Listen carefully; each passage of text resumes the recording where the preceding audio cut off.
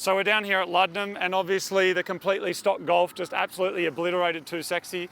But Marty's just made a call, and turns out he has a truck with another car on it that he's coming down here. So if he's just bringing Supergramps, or he's just going to go and get his other fast cars, I'll just go get my other fast cars as well.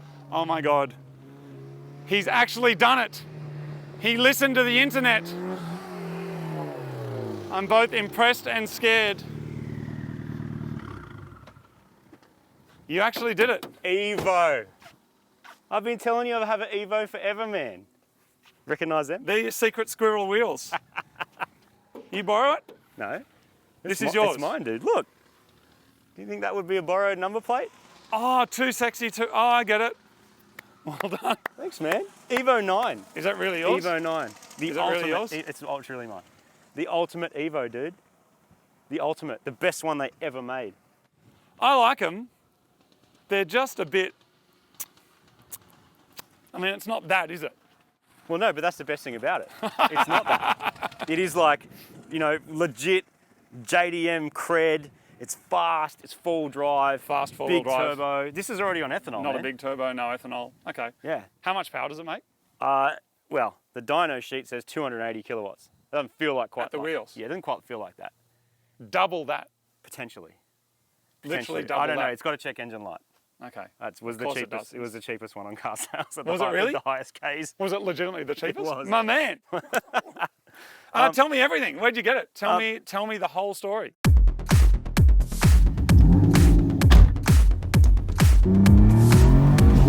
I've got a bit of travelling to do today. I've got to jump on a plane and head to Brisbane. It's about 1,000 kilometres away. I'm running late because I got carried away driving Supergramps around. Sometimes you have to travel for a bargain, or in this case, a bargain that's the same colour as your existing Lancer. Evo 9s were Australian delivered, which means they came with factory warranties and were sold at local dealers. While they were popular cars and received glowing reviews from journalists of the day, they were also $56,000. That's almost 80 grand in today's money. Stroke it. Everything's on, and I didn't do manifold. You got an Evo 10? Yeah. Evo fans everywhere. I'm all set, I'm through security, I'm through all the hard stuff. Now I just got to kick back, enjoy my 1 hour plane flight, and just so frothing to see this car. It is sight unseen, of course, because it's Marty car mods. I haven't seen it yet. Other performance cars of the day included the 2005 STI, which is now a modern classic, and the Mark IV R32 Golf. You could also get yourself a newly made Mark V Golf GTI for about 14 grand less than the Evo. My next step is to find a taxi or an Uber or something to go and look at this car. Again, I've only seen photos, so sight unseen, I suppose. I need to look at it. If it's good, hand the guy some cash money. And on that topic, today you can pick up a second-hand Mark V Golf GTI for around 10 grand, whereas there aren't many Evo 9s for under 30. The seller of this car has been a total legend, and up to this point, the conversation hadn't involved any names. I couldn't tell you it was Marty car mods because then they spoil it and tell their mates. They spoil the surprise. I just saw you at the glasses, holy shit. Yeah, dude. I'll come show you it. Cool, thanks. After a quick check of the car, the deal was done, and I was the proud owner of an awesome, modified, real Evo. Good catch. With the keys. Thanks, brother. I'll see you guys. I'll look after it, don't worry. The Evo 9 was the last of the CT9 based Evos. After that, they went to a new platform known as the CJ and the Evo 10. I've owned one, and, well, now I own an Evo 9. This one is 6-speed manual, has a 4G63 2-litre 4-cylinder turbocharged engine with 4-wheel drive and fancy diffs controlling the torque split. This particular example has a bigger turbo, runs E85 and an aftermarket ECU. It's also got 3 different brands of tyres on it and would definitely be classed as a money pit in terms of reliability. It's not perfect. It's not perfect. It's got an air freshener. That sometimes can be masking smells. Occasionally, oh dude, I got a refund. A very, very, very small refund of a couple of bucks, which you'll pay for a drink on the way home. So now I have to go and find an E85 servo because it only runs on E85. And then I've got to do the whole trip home, jumping between E85 stations, which means jerry can most likely. Yes, this is awesome. This is fantastic. Feels so good, feels fast, feels responsive. comfortable. I've got to add some E85 to the mix and snag and sauce. You know you want that. Yes. So I have nearly 80 litres of E85 on board and ready to go. Okay, so I'm ready to begin the road trip. It's about 900 k's. There's only one E85 service station in the middle of New South Wales. I'm going interstate from Queensland all the way down to Sydney. In Coffs Harbour, which is on the coast about halfway down, you can get E85, which is great. I've got two 20-litre jerry cans in the boot, plus whatever's in the car. I'm already down to just over half a tank, so I think it would be wise to top up the tank that's in the car. If I'm really lucky, I might actually make it 2 Coffs on the one tank, but again, I don't know how economical this thing's actually going to be on the highway. Alright, get me some ethanol. I called ahead to make sure they actually sell it. It seems the gauge is pretty accurate. It reckons I've got just over half a tank. It took 26 litres to go 160 k's. Someone with a calculator can work out exactly what the fuel economy is there, but at least I have E85. Right, I'm going to pay for this, hit the highway. Bye-bye. I am pretty sure we owned this car for about 18 months. No way. It is an absolute stunner. I absolutely fell in love with the blue. Yeah. I'll have to email you some of the photos I took of it. Where did you get it from? Brisbane car. We bought it off a fella. This is about, like, we were the 3rd owners. Yeah. So this Evo's had at least 1, 2, 3, 4, so I'm the 5th. you'd be the 5th owner, yeah. The first owners are the ones that modified it. I do have the full spec list of what it was cool. when they modified it. We swapped this for a jet ski. So we had a jet ski we wanted to get rid of. Yeah. We did a jet ski plus cash trade for it. Of course. And, amazing. Yeah.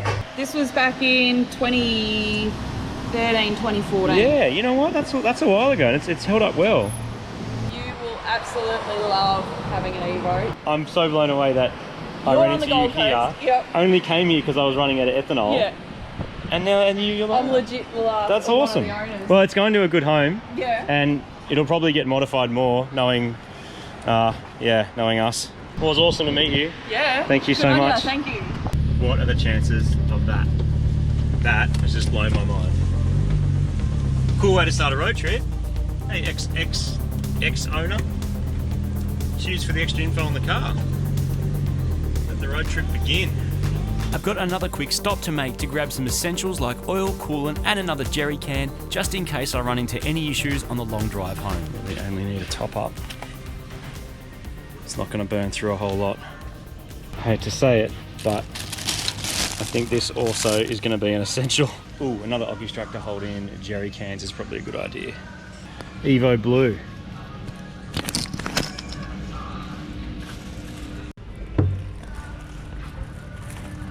Oh, good. Now that one fell over, that's less than ideal. Success, back on to the highway. It's pretty loud in here. The exhaust is more or less straight through. I think I might even have a straight pipe on the back. So these are coming in. These were coming in very handy. The other news is I've also got a check engine light. Overall though, positive, making good progress, beautiful day, got some aircon happening, doesn't work that great but it's happening, and a couple of hours I should be in Coffs Harbour. It's 914 kilometres from Brisbane to Sydney. With no stops, that's bang on 10 hours of driving. In between, it's mostly coastal towns and small regional cities with about 70,000 people in them. Australia is only 20% smaller than the United States in land area, but has 300 million less people in it. That's a lot of roads to build and maintain for a small population. For a long time, the Pacific Highway north to south on the coast was one lane each way with a few overtaking lanes. More recently, it's been upgraded to dual carriageway, making the drive way easier than it once was. But it still needs more E85 servos. Bits of the steering wheel are attached to my hand. They're sticking to it. They're coming off the wheel and sticking to my body.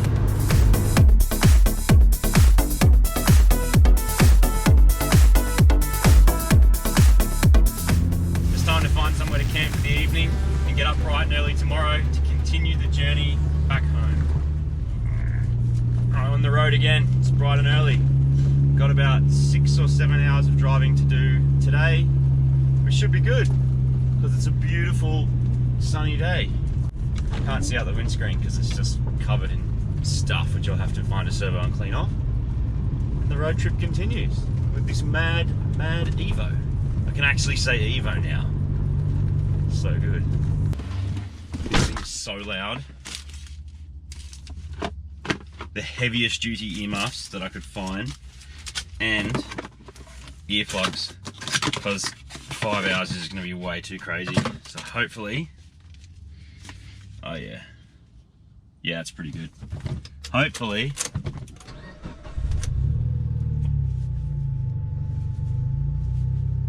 yeah, the drone is gone. Oh, not even running. Hopefully that'll cure the drone. This could be interesting. It doesn't seem to struggle with cold start. It seems to struggle with hot start. I've only got about a week and a half before our day at the racetrack.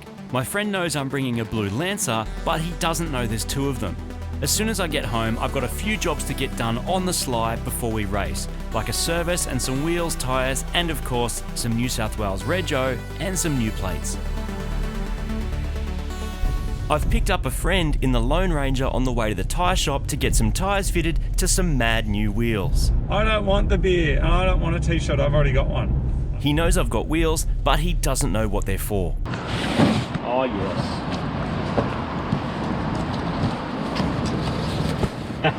They look so good. So these are my Wed Sport TC 105Xs that Aaron from Import Monster brought up from Melbourne. He'd give me a mad deal on them, so I'm pretty excited to get these on. They clear brakes, they're proper like Japanese made, brand new, no buckles, no dents, nothing wrong with them, good to go. Now you just need a car that's the same. No buckles, no dents, and not shit. I don't know how to open the cover on it, man. Just pull this thing. I'm going for a 245 4018. This car has already had the guards just rolled slightly, so I know I can fit slightly bigger than factory, which is usually a 235 on a 17 inch. This is a 245 on an 18 inch and a reasonable sidewall, so it'll still be okay to drive on the road and there won't be too much stretch, because if I go much smaller than that, I'll end up with a fair bit of stretch. This will have a tiny bit just to tuck it under the guards, but it's not going crazy. A 255 is probably the tyre that would fit this straight, but then I might be rubbing and it'll just be ruining my life. So we're going to throw this on.